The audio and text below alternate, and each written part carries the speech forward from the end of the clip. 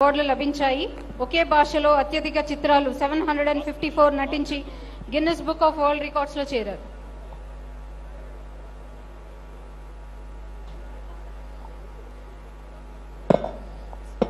బ్రహ్మానందం గారిని 2 నిమిషాలు ఉద్దేశించి మాట్లాడవలసిందిగా రిక్వెస్ట్ చేస్తాను. మీ ఇష్టం వచ్చినంతసేపు మాట్లాడచ్చు.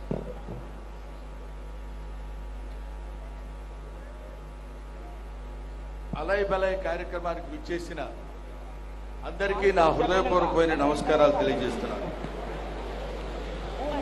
నాకు 2 నిమిషాలు టైం ఇచ్చారు మాట్లాడమని.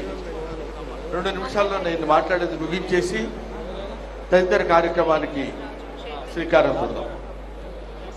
అలయ్ బలయ్ కార్యక్రమం గత 20 సంవత్సరాల నుంచి పూజ్యులు బండారు దత్తాత్రేయ గారు నిర్వహిస్తున్నారు. ఈ అలయ్ బలయ్ అంటే అసలు ఏంటి అనేది మనం ముందు తెలుసుకోవాల్సినటువంటి విషయం. అలయ్ బలయ్ అంటే హృదయపూర్వకంగా ఒకళ్ళని ఒకళ్ళు ఆలింగనం చేసుకుని ప్రేమని పంచుకోవడం అని. అటువంటి కార్యక్రమాన్ని సంవత్సరానికి ఒక్కసారైనా మనందరం కలిసి ఒకళ్ళనొకళ్ళని ఆలింగనం చేసుకుని ఒకళ్ళ యొక్క ప్రేమని మరొకళ్ళకు పంచుకునేటువంటి కార్యక్రమం అలయ్ బలయ్ కార్యక్రమం. ఈ కార్యక్రమం ఇవాళ పుట్టింది కాదు, ఎప్పుడో మన పూర్వీకుల దగ్గర నుంచి వస్తున్నటువంటి కార్యక్రమం. అది శ్రీరామచంద్రుడు ఆంజనేయ స్వామిని హృదయానికి అత్తుకున్నటువంటి అలయ్ బలయ్ కార్యక్రమం అప్పటి నుంచి ఇప్పటి వరకు వస్తూనే ఉంది, జరుగుతూనే ఉంది ఈ అలయ్ బలయ్ కార్యక్రమం అనేది.